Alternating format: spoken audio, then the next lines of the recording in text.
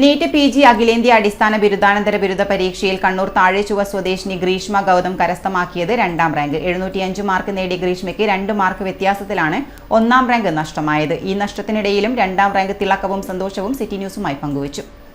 ഇന്ത്യയിലെ 2ാം റാങ്കുകാരി, കേരളത്തിൻ്റെയും കണ്ണൂരിൻ്റെയും അഭിമാന താരം. എന്ത് തോന്നി ഈ 2ാം റാങ്ക് എന്നൊക്കെ പറയുമ്പോൾ?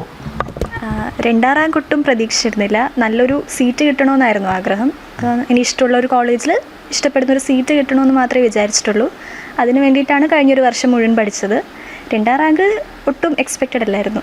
അപ്പോൾ ഇത് കിട്ടിയപ്പോൾ എന്ത് തോന്നി? ആദ്യം ഞാൻ തന്നെ അത് കൺഫേം ചെയ്യാൻ കുറച്ച് സമയം എടുത്തു. ഒരുപാട് ഫ്രണ്ട്സിൻ്റെ അടുത്തൊക്കെ വിളിച്ച് അന്വേഷിച്ച് അവരുടെ അടുത്തും കൂടെ ഒന്ന് നോക്കിച്ചതിന് ശേഷമാണ് ഞാൻ തന്നെ വിശ്വസിച്ചത് 2ാം റാങ്ക് ആണെന്നുള്ളത്. ഒരുപാട് സന്തോഷം തോന്നി. ഡോക്ടർ ഗ്രീഷ്മ ഇപ്പം അറിയപ്പെടുന്ന അങ്ങനെ ഈ നീറ്റ് പരീക്ഷ, നീറ്റ് PG ചെയ്യുമ്പോൾ ഏകദേശം എത്ര മണിക്കൂറോളാണ് പഠിക്കുന്നത്? എനിക്കങ്ങനെ സ്ഥിരമായിട്ട് പഠിക്കുന്ന ഒരു ടൈം ടേബിൾ ഇല്ലായിരുന്നു.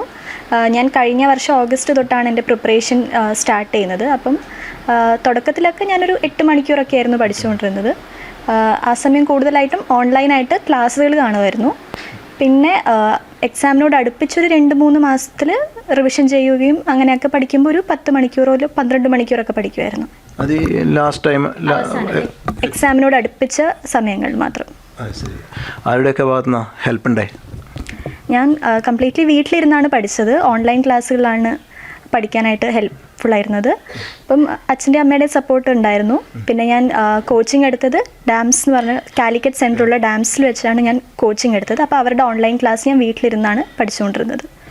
ഇപ്പോൾ ഇനി നെക്സ്റ്റ് പഠിപ്പ് കോഴിക്കോട് മെഡിക്കൽ കോളേജിലേക്കാണോ? ഞാൻ കോഴിക്കോട് മെഡിക്കൽ കോളേജിൽ പഠിക്കണമെന്നാണ് എൻ്റെ ആഗ്രഹം. അപ്പം ഫൈനലായിട്ട് തീരുമാനിച്ചിട്ടില്ല. ഏത് ബ്രാഞ്ചിൻ്റെ കാര്യമൊക്കെ തീരുമാനിച്ച് വരുന്നേ ഉള്ളൂ. എവിടെയെങ്കിലും അപേക്ഷയൊക്കെ സമർപ്പിച്ചോ ഇത് ഈ റിസൾട്ട് വന്നതിന് ശേഷം? അതിന് സമയമായിട്ടില്ല. ഇത് റിസൾട്ട് വന്നിട്ട് 1 മാസത്തോളം എടുക്കും അലോട്ട്മെൻ്റ് ഒക്കെ സ്റ്റാർട്ട് ചെയ്യാൻ വേണ്ടിയിട്ട്. അപ്പം അതിന് ശേഷമാണ്, 1 മാസത്തെ എന്തായാലും ഗ്യാപ്പ് ഉണ്ടാവും.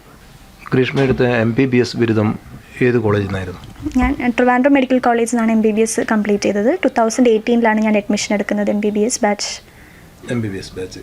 പിന്നെ അവിടെ നിന്ന് അങ്ങോട്ടേക്ക് അതിന് ശേഷം PGക്ക് പോകാനുള്ള ഒരു പ്രചോദനം ആരായിരുന്നു?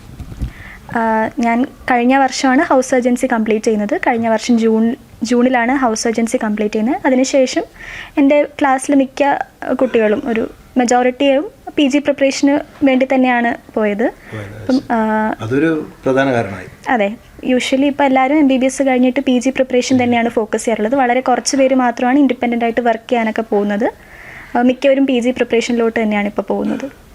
PG സാധാരണ നമ്മൾ ചെയ്യുമ്പോൾ ഒരു സ്പെഷ്യലൈസ് ചെയ്യല്ലോ, അങ്ങനെ എന്തെങ്കിലും ഉണ്ടോ? അതോ ജനറൽ മെഡിസിൻ ആണോ ഉദ്ദേശിക്കുന്നത്? എനിക്ക് മെഡിക്കൽ സ്പെഷ്യാലിറ്റീസിനോടായിരുന്നു നേരത്തെ താല്പര്യം, അതായത് MD ചെയ്യാൻ വേണ്ടിയിട്ട്. അപ്പം മെഡിസിൻ, പീഡിയാട്രിക്സ്, ഡെർമറ്റ് അങ്ങനെയുള്ള വിഭാഗങ്ങളിലാണ് എനിക്ക് താല്പര്യം. അപ്പം ഒരു ഫൈനലായിട്ടൊരു തീരുമാനം എടുത്തിട്ടില്ല ഏത് ബ്രാഞ്ചാണെന്നുള്ളത്.